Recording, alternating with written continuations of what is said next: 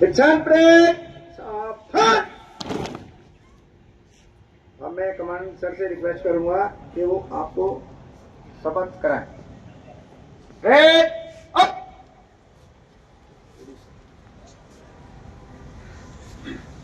मैं दिल्ली में रहते हुए सत्यनिष्ठा और ईमानदारी पूर्वक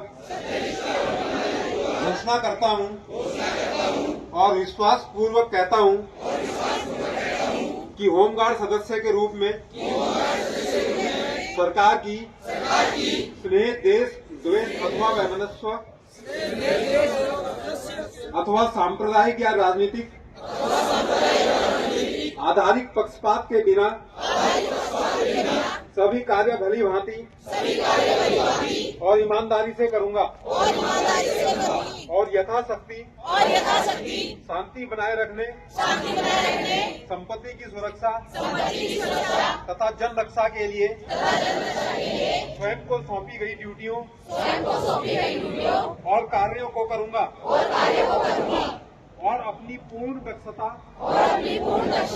और स्वाभिमान से विधि के अनुसार ईमानदारी से होमगार्ड की सभी ड्यूटियों को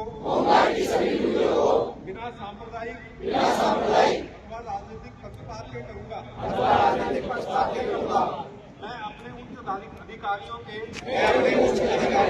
आदेशानुसार दिल्ली के किसी भी भाग में किसी भी समय और कितनी भी अवधि जेएसओ सीटीआई श्री रकम सिंह साहब, उनकी पूरी ट्रेनिंग की टीम और अन्य सभी डीएसओ और साथियों, ये अत्यंत हर्ष का विषय है कि जो इस साल प्रक्रिया शुरू हुई थी हमारी नामांकन की, वो जनवरी में शुरू होकर अब दिसंबर में आपकी ट्रेनिंग भी होगी। अभी ट्रेनिंग जो है आपकी ये 35 दिन की होती है, उसमें से अभी 6 दिन की डी सर ने उस दिन भी बताया था कि जिससे आप लोगों को ड्यूटी मिल सके। 6 दिन की ड्यूटी के ट्रेनिंग के बाद में ड्यूटी आपको मिल जाएगी। जो बची हुई 29 या 30 दिन की ट्रेनिंग है वो बाद में आप लोगों को कराई जाएगी। आप लोगों का टर्नआउट देख के भी अच्छा लग रहा है और डीजी सर ने घोषणा और की थी कि आपका यूनिफॉर्म अलाउंस वाले कि इसमें आपकी ट्रेनिंग के तुरंत बाद में दिला दिया जाएगा। उसमें डीजी सर से बात की गई थी, वो अभी किसी कारण से संभव नहीं हो पाया एकदम तत्काल। उसका कारण मुख्य ये रहा कि ट्रेनिंग के दौरान ही जो पहले दिन जो लोग आए उसमें से अगले दिन कई लोग एब्सेंट हो गए, उससे अगले दिन कोई एब्सेंट हो गए। तो क्योंकि यह स्वयंसेवी संस्था है और किसी को हम अगर यूनिफॉर्म अलाउंस पहले एडवांस में दे देते हैं, उसके बाद में वो आता ही नहीं, ड्यूटी नहीं कर रहा, ट्रेनिंग में एक दिन आया उसके बाद नहीं आ रहा, तो वो बड़ा मुश्किल हो जाएगा। तो फिर डीजी सर ने यह निर्णय लिया कि अभी जिसने पूरी अपनी ट्रेनिंग कर ली सफलतापूर्वक, उसके बाद में 10-5% और 7% 6-7 दिन हो गए आप लोगों को आपको यूनिफॉर्म अपनी दक्षता वाला फॉर्म किसी का दक्षता है, उसमें अनेक लोगों की नई नई किस्म की दक्षता निकल के आई है। और विशेष तौर से हमारा एक दिल्ली की शान था, एक बैंड था, वो बैंड किस वजह से पिछले कुछ समय से वो कार्य नहीं कर पा रहा है।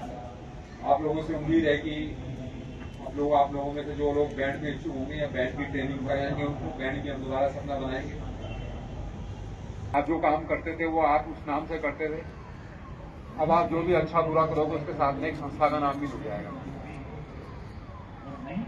जब संस्था का नाम जुड़ जाता है तो हमारी जिम्मेवारी अनुशासन के प्रति, अपनी जो भी कर्तव्य है उसके प्रति ज्यादा बन जाती है। तो उसको आपने हमेशा याद रखना है। जो आपने शपथ ली उस शपथ को याद रखना है और नए नए कार्य करना है। दिल्ली की जनता की जो सेवा का आपने करना है, निष्काम सेवा हमारे इस ऑर्गेनाइजेशन का मूल मतलब विजन है, वो यही है। मिशन विजन निष्काम भाव से हम सेवा करते हैं। एक मैनेजमेंट या प्रबंधन जो होता है, तो मैनेजमेंट और प्रबंधन में जो MBA OBA या BBA वो करते हैं तो उनको शुरू में एक चीज पाई जाती है कि मैनेजमेंट में या प्रबंधन में सबसे अच्छा मैनेजमेंट, सबसे अच्छा प्रबंधन, सबसे अच्छा ये होता है कि इनपुट सबसे कम हो और आउटपुट ज्यादा निकले। इनपुट कम है और आउटपुट ज्यादा निकल रही है। तो ये मैनेजमेंट में नहीं, हर जगह है, जिंदगी के उसमें भी। जो भी व्यक्ति अपने जीवन में, अपने परिवार में हो, समाज में हो, संस्था में हो, जिसकी अपनी आवश्यकता बहुत कम होती है और वो कार्य ज्यादा करता है। अपनी आवश्यकता के लिए वो संसाधन कम से कम लेता है। संसाधन हर रूप में हो सकते हैं, अर्थ के रूप में, पैसे के रूप में, सेवाओं के रूप में लेता है कोई। ये उठता है तो भाई पानी का गिलास भी हाथ में चाहिए बिस्तर में।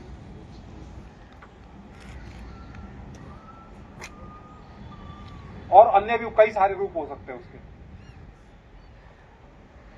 तो ये हमेशा ध्यान रखना है आपने कि हम एक बहुत व्यापक संसार में एक छोटी सी, बहुत बिल्कुल कोई नगण्य सी कड़ी है हम लोग।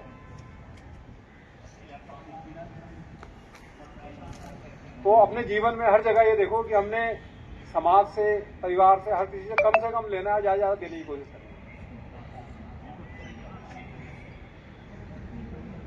ये अगर विचार आता रहेगा तो कभी मन में कोई हो ऐसी उसकी कुछ नहीं आएगी। फिर प्रबंधन में एक चीज और पढ़ाई जाती है कि अगर पूरे सिस्टम को प्रबंधन में, जिसमें भी हो रहा, मेरा ऑर्गेनाइजेशन है होमगार्ड का या किसी फैक्ट्री में मैं काम करता हूं, तो उसके, उस डिपार्टमेंट का, उस विभाग का, उस व्यक्ति का, वो प्रबंधन में सबसे श्रेष्ठ है, जिसका पता ही नहीं लगता। प्रबंधन में बताते हैं कि हमारे शरीर में, मान लिया हमारा पेट है, वो अपना कार्य कर रहा है, आपको ऊर्जा दे रहा है, पाचन कर रहा है, जो भी उसके कार्य वो कर रहा है।